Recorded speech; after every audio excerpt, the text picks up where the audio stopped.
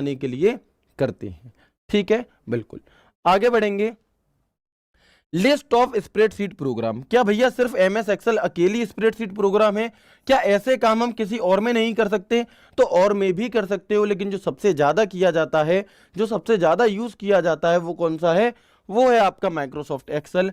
एक होता है Jot form table, Apple number, Google sheet, Ether calc, smart sheet, sea table, stack by, Quip, Lotus 123, Zoho sheet, Libre Office और Open Office calc. क्या मतलब है जी इसका? तो ये भी आपके एमएस एक्सेल जैसे ही क्या होते हैं, ये भी आपके एमएस एक्सेल जैसे ही हमारे यहाँ पर सॉफ्टवेयर होते हैं जिनमें हम स्प्रेडशीट वगैरह बनाने का काम कर सकते हैं। यहाँ से आपसे सवाल पूछेगा, बताएं निम्नलिखित में से कौन सा एक स्प्रेडशीट प्रोग्राम नहीं है? निम्नलिखित में से कौन सा एक स्प्रेडशीट प्रोग्राम नहीं है? आपको 3 ऑप्शन इनमें से देगा, एक ऑप्शन कोई और दे देगा और आपसे पूछ लेगा, तो आपको बस इतना पहचानना है यहां से। ठीक है, चलिए आगे बढ़े।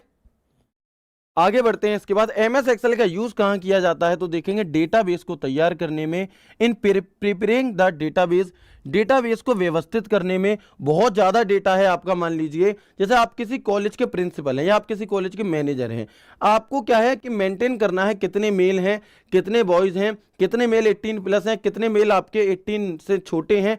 तो उस तरीके की चीजें क्या है, मैं यहाँ पर डेटा को व्यवस्थित करना है ना, डेटा को स्टोर करना है, डेटा एनालाइज करना है, डेटा एंट्री करनी है, कैलकुलेशन करनी है, डेटा का ग्राफ तैयार करना है। ये सभी काम आपके किससे होते हैं? तो ये सभी के सभी काम आपके एमएस एक्सेल से होते हैं। किससे?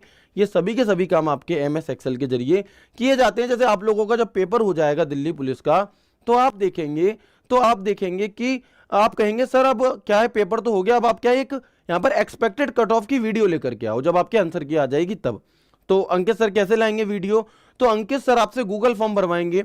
उस गूगल फॉर्म का जो एनालिसिस है, उस गूगल फॉर्म में पूरा क्या है, उसका डीप लर्निंग करके, उसका पूरा एनालिसिस करके जो हम एक अनुमान बता पाते हैं परफेक्ट कट ऑफ का, वो किसके जरिए संभव है? वो एमएस एक्सेल के जरिए संभव है कि उस पूरे डेटा को स्टोर करके रखते हैं हम, उसके बाद उसे प्रॉपर तरह से ऑर्गेनाइज करते हैं, सेट करते हैं, फिर उसमें क्या है, हमें उसका एनालिसिस करके आपको ग्राफ वगैरह के जरिए आसानी से समझाते हैं। तो इसके लिए हमें किसकी जरूरत पड़ती है? एमएस एक्सेल की ही जरूरत पड़ती है। और देख सकते हैं और क्या है जी, तो आप देखेंगे डेटा एंट्री एंड स्टोरेज, है ना,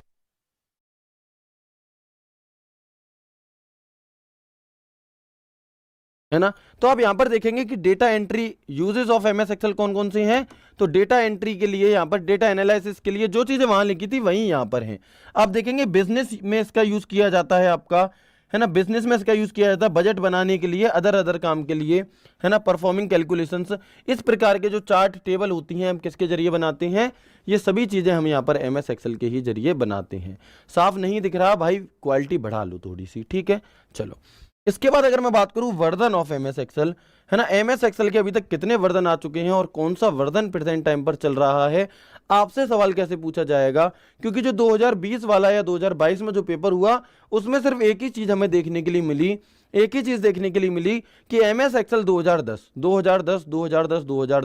बच्चों की नाक में दम हो गया कि ये 2010 है क्या। अब आपको जो देखने के लिए मिलने वाला है वो मिलने वाला है 365। क्या है? अब आपको देखने के लिए मिलेगा कि एमएस एक्सेल 365 में ये क्या होता है, वो क्या होता है, इस तरीके से। सर आपको कैसे पता 365 मिलेगा? क्योंकि जो अभी एसएससी सीजीएल और सीएचएसएल के आपके एसएससी ने पेपर कराए, टीसीएस ने, उसमें अब 365 ही पूछ रहा है। तो सबसे पहला डाउट तो आपको ये दूर करना है कि बहुत ही कम, क्या है, बहुत ही कम आपका यहाँ पर अंतर होता है 2010 7 और किनमें, आपका 365 में। क्या बिल्कुल अंतर नहीं होता? होता है, जहां पर होगा मैं बता दूंगा, बाकी सभी चीजें आपकी क्या है, लगभग सेम होती हैं, ठीक है। तो माइक्रोसॉफ्ट एक्सेल का वर्जन पहला कब आया? 1985 में आया, इंपॉर्टेंट है, बीच के इंपॉर्टेंट नहीं है। 11वां वर्जन कब आया? तो सन 2003 में जो आपका वर्जन आया था, ये आया था आपका कब? वर्जन 11 2003 में। 12वां वर्जन आया 2007 में, और 2007 से इसमें एक बदलाव हुआ कि एक्सटेंशन नेम इसका चेंज कर दिया गया, नंबर ऑफ कॉलम और नंबर ऑफ रो भी क्या है, चेंज कर दिए गए। यानी कि 2003 तक जो आपकी रो की संख्या हुआ करती थी वो 65,536 थी, जबकि जो कॉलम थे वो 256 थे, और जो आपका इसका एक्सटेंशन होता था वो होता था .xls। कब? 2003 तक। लेकिन 2007 से 3 बदलाव देखने के लिए मिले। पहला तो इसमें जो रो की संख्या है वो हो गई 10,48,576, जो आपके